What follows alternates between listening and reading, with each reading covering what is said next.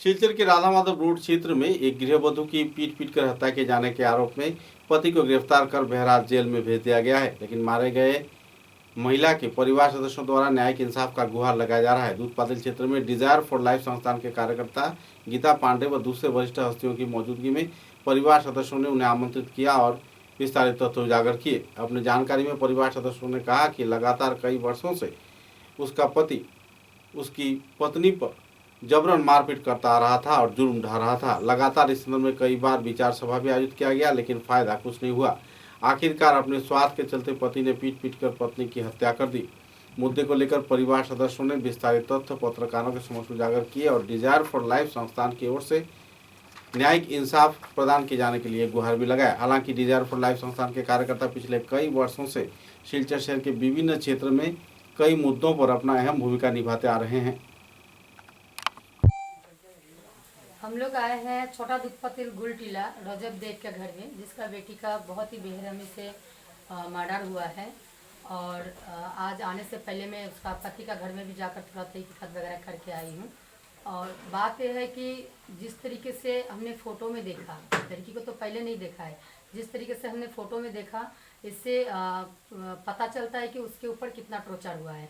और बड़ी बात यह है कि छोटा छोटा दो बच्चा है, 1.5 साल का एक बच्चा है और एक बच्चा है 3 साल का।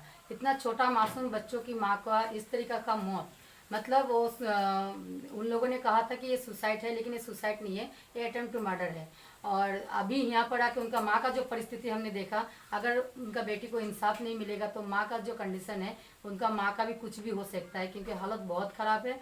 और हमारी संगठन की तरफ से हम यही रिक्वेस्ट करेंगे, जैसे कि इन लोगों ने कहा कि पोस्टमार्टम रिपोर्ट में कुछ और रद्द बदल किया जा सकता है या फिर चेंज कर दिया जा सकता है, क्योंकि उन लोगों के पास पैसा है, हम लोग गरीब हैं। तो ये मैं सरकार और प्रशासन से रिक्वेस्ट करूँगी कि इस तरीके का कुछ ना हो, क्योंकि वो अगर सच्चाई रिपोर्ट आएगा, पोस्टमार्टम रिपोर्ट अगर जो सही है वही निकल कर आएगा, तो जो भी इनके पीछे काल्पिट है, जो इनको मारने की कोशिश किया है, वो सब पकड़ा जाएगा। चाहे उनका माँ हो, चाहे मौसी हो, चाहे उनका पति हो, कोई ना कोई इसको जहर पिलाया है, क्योंकि वो जहर खाने की वजह से उनका टॉयलेट वगैरह काफ़ी सारा हुआ है और ये टॉयलेट होने के बजाय जहर खाया है। तो हम अपने संगठन की तरफ से मांग रखते हैं कि लड़की का मर्डरर जो भी है, माँ, मासी और उनका पति, तीनों को ही कस्टडी में लिया जाए और पूछताछ किया जाए, पूरी तहकीकात किया जाए और उनको उम्र कैद का सज़ा हो। अगर वो मर्डरर, उसका पति ने उसको मारा है तो उसको उम्र कैद का सज़ा हो। और साथ ही साथ हम ये कहेंगे सरकार को कि आज के दिन में इतना घटना घर घर में हो रहा है, और जबकि सरकार ने कहा है कि पुलिस प्रशासन को ये निर्देश दिया है कि अगर कहीं से भी कोई लड़की की माजला या फिर कोई गरीब का केस आए तो तुरंत एक्शन लिया जाए, लेकिन ऐसा कुछ होता नहीं। लोकल थाना अपने आप को ही एसपी और डीएसपी सोच लेते हैं, जबकि आयो जो है ये लोग तहकीकात अच्छी तरीके से नहीं करता है। जो भी रिपोर्ट ले जाकर ओसी को देता है, उसी रिपोर्ट पर ओसी अपना कार्रवाई शुरू कर देता है। तो मैं एसपी सर से ये रिक्वेस्ट करूंगी और हमारी सरकार सीएम को ये रिक्वेस्ट करूंगी कि अगर कोई लड़की का केस जाता है तो प्लीज एसपी और ओसी अपनी खुद जाकर तहकीकात करे और उसका ओरिजिनल रिपोर्ट, जो रिपोर्ट सही हो वही रिपोर्ट दिया जाए। आप लोग देख सकते हो, ये हमारे पास एक कंप्लेन आया है, ये देखिए, ये वो लड़की का फोटो है। देखिए यहाँ पर चोट लगा है, मारपीट किया है, इसका पूरा किस तरीके से इनका मौत हुआ है।